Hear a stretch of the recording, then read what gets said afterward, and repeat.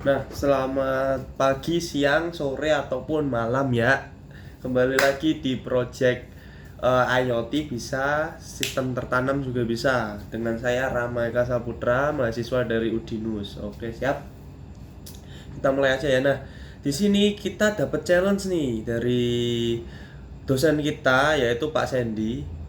Kita di challenge untuk menggunakan semua alat yang pernah kita gunakan sebelumnya untuk studi kasus atau case itu terserah kita. Case-nya itu pertama dibagi menjadi dua, mau bencana alam ya atau enggak wabah itu ya.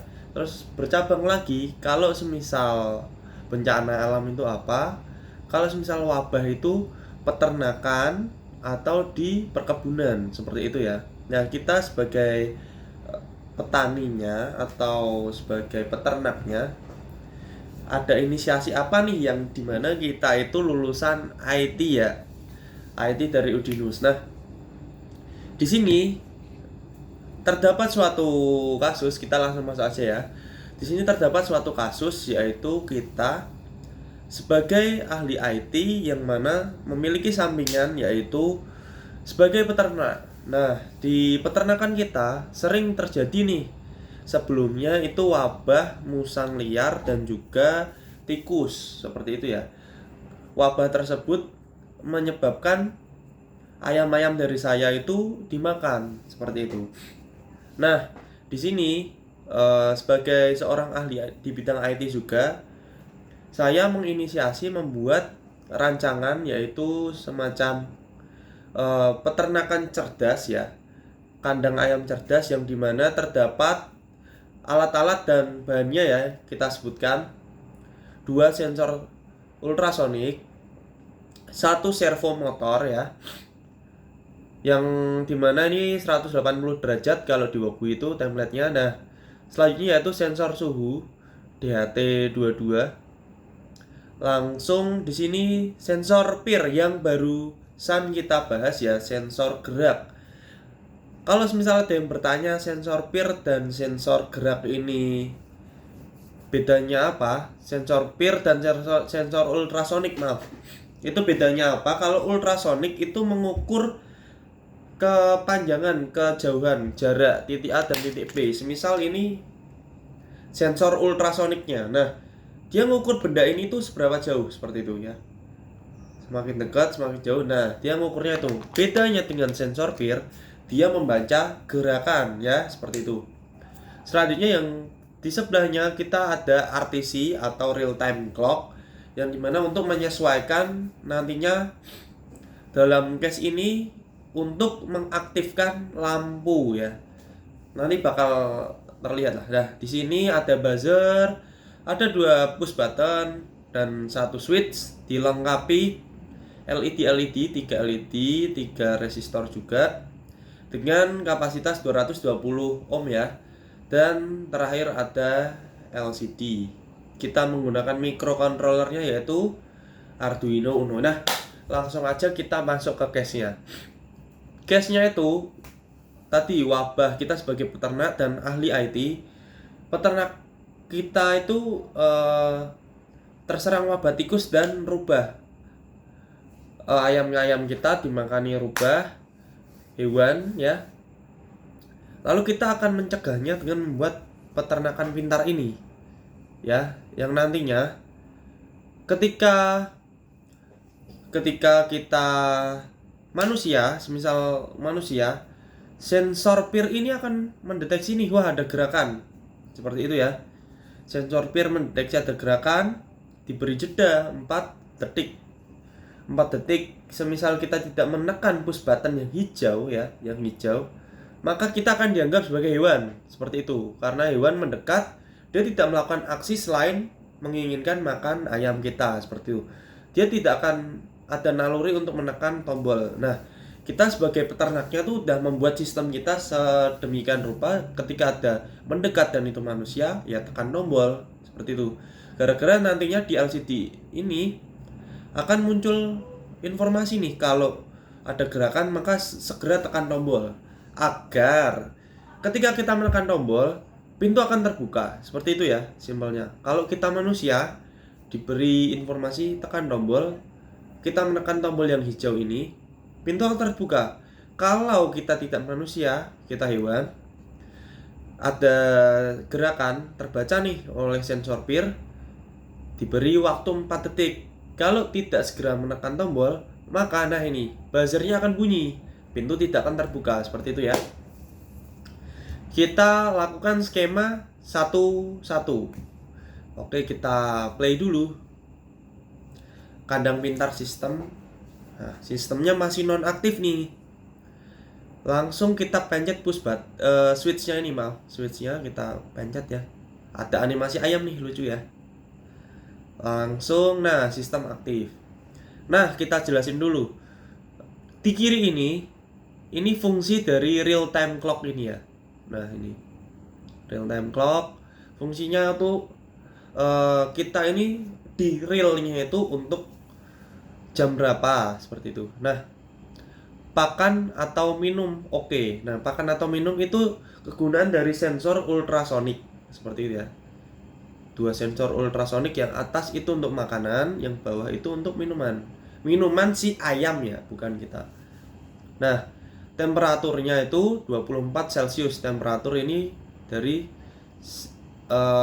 DHT ini ya. DHT ini. Nah, dah, langsung kita mulai. Ketika ini kita simulasikan, nah, gerakan ada tekan tombol. Semisal dia hewan, maka akan, nah, ada penyusup atau hewan ya, seperti itu. Dia akan langsung otomatis mati. Ketika kita manusia, nah ada gerakan nih, kita tekan tombol. Oh maaf, bentar, tadi agak nge-lag. Tadi agak nge-lag ya. Nah, tekan tombol. Nah, akses diberikan, pintu terbuka, seperti itu ya. Kita masuk nih ke dalam kandang, seperti itu. Nah, itu skema untuk proses pembukaan pintu ya, secara otomatis. Dia ngedeteksi manusia atau hewan, seperti itu. Simpelnya seperti itu. Nah, sekarang di kanan ini kan ada dua lampu nih. Fungsinya buat apa? Pertama, lampu yang kuning ini berkaitan dengan real time clock, di mana kita buka codingannya dulu. Nah, seperti ini. Nantinya codingannya ini bisa kalian lihat di kolom deskripsi ya. Nah, nantinya dua lampu ini fungsinya, yang atas ini ketika lebih dari jam 11 atau menginjak pukul 11 malam, di luar itu akan langsung menyala.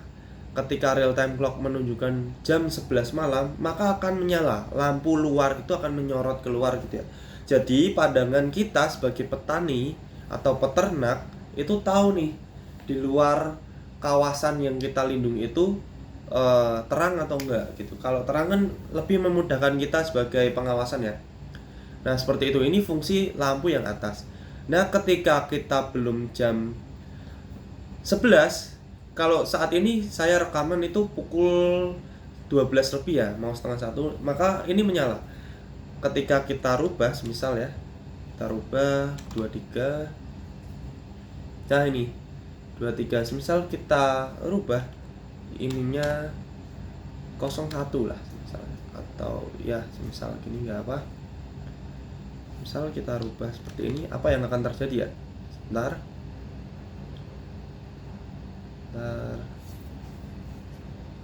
Apakah lampu itu nyala atau tidak? Seperti itu. Apakah lampunya menyala atau tidak?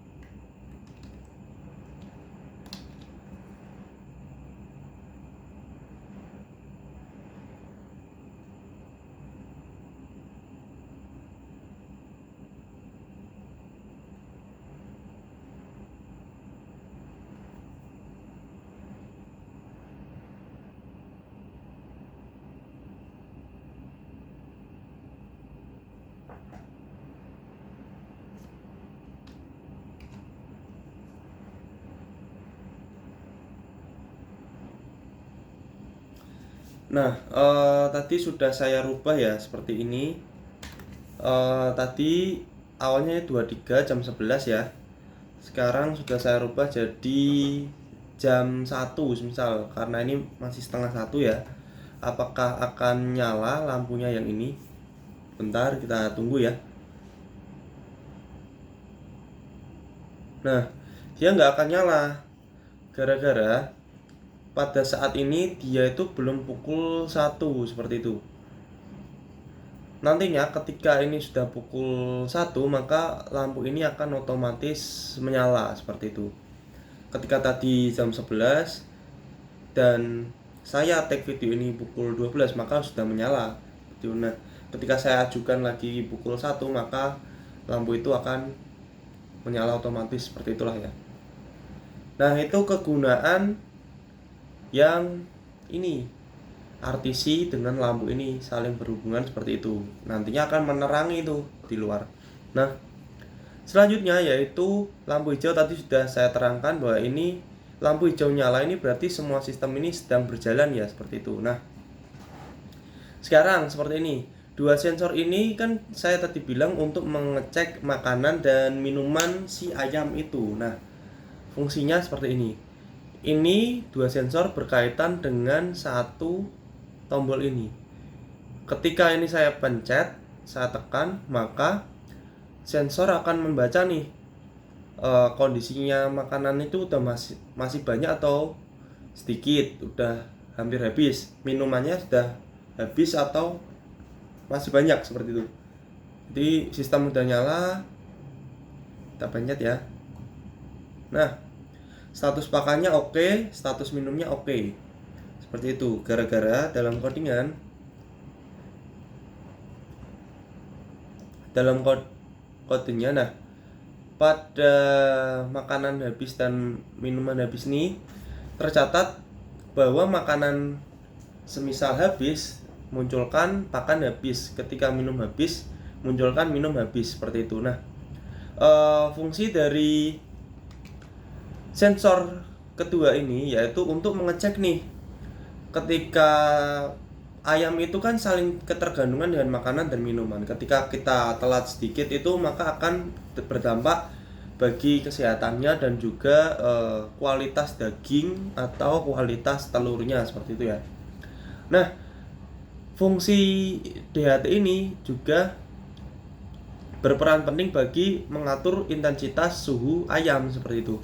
Nah, nantinya kita sebagai peternak nih tahu nih, jika suhunya misal kurang baik, maka kita akan melakukan penanganan seperti itu. Nah, dari sensor RTC dan dari RTC ini untuk menyalakan lampu luar, jadi kita tuh bisa memantau dari luar kandang itu terang, seperti itu. Nah, untuk sensor PIR-nya itu untuk mendeteksi nih sebagai kita manusia atau tidak untuk membuka pintu masuk, seperti itu ya nantinya. Seperti yang sudah saya simulasikan tadi di awal, ada gerakan dan kita tidak menekan tombol hijau maka kita dideteksi sebagai hewan, seperti itu, atau penyusup, seperti itu ya. Itu otomatis nanti akan berhenti sendiri selama 4 detik. Nah, misal kita simulasikan kita manusia, ada gerakan, nah kita segera pencet tombol maka pintu terbuka, seperti itu. Nah, itu adalah demonstrasi dari smart farming, smart garden, smart farmer yang bisa saya sampaikan ya. Ini ide yang mungkin bisa bermanfaat bagi kalian memiliki peternakan, ataupun bisa juga ini bisa untuk tanaman juga, seperti itu ya, sesuai kondisi kalian nantinya seperti apa. Nah, saya matikan dulu dengan mengklik switch ini. Nah, seperti itu. Nah, apabila ada kekurangan dalam teknologi ya, mungkin kalian kalau punya ide liar itu bisa di copy aja, bisa disalin template-nya seperti ini, tata letaknya mungkin kalau kalian bisa memperbaiki juga lebih oke. Nah, kurang lebih seperti itu. Nah, kita mendapatkan challenge itu sudah terjawab ya, kita sudah memakai semua sistem yang sudah kita pernah gunakan sebelumnya untuk demo, kita pakai semua nih di sini. Nah, seperti itu. Challenge sudah lunas ya. Langsung terima kasih apabila telah menonton sampai akhir. Apabila ada kekurangan mohon dimaafkan. Apabila ada masukan bisa di chat di kolom deskripsi. Jangan lupa like, subscribe, dan juga share ya untuk info lebih lanjut. Nah, ini saya masukkan nantinya videonya di playlist IoT ya. Kita gabungkan saja di satu playlist, yaitu playlist IoT. Nah, sekian. Selamat pagi, siang, sore, ataupun malam ya. Tetap semangat untuk belajar, karena nantinya kita bakal ada nih segmen selanjutnya, yaitu di segmen ini juga playlist IoT mengenai project kedepannya. Dekat-dekat ini bakal ada project lagi yang tentunya lebih mind blowing ya. Nah, sekian dari saya. Apabila ada kekurangan mohon dimaafkan. Bye bye.